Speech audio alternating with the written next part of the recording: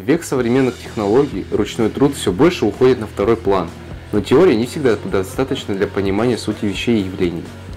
Будучи школьником, можно получить технологические навыки на практике, принимая участие в проекте «Профессиональное обучение без границ» по специальности электромонтер охраны пожарной сигнализации.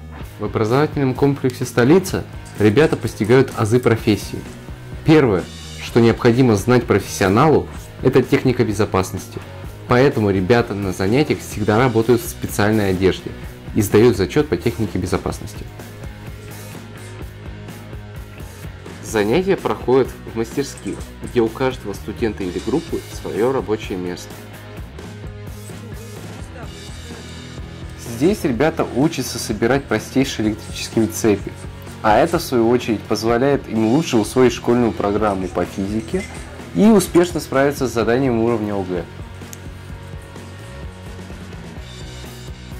Мы тоже решили попробовать себя в этой непростой специальности.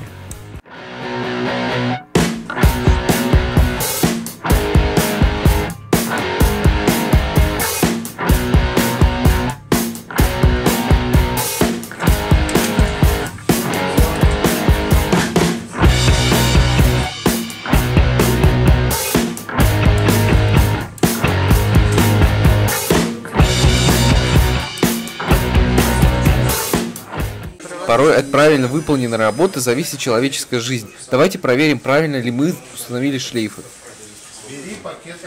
Итак, мы подходим к специальному прибору и специальным ключом ставим на безопасность шлейф. Итак, лампочка не горит. Это значит, что шлейф установлен на безопасность. Давайте нажмем на кнопку. Загорелось красным. Сработало.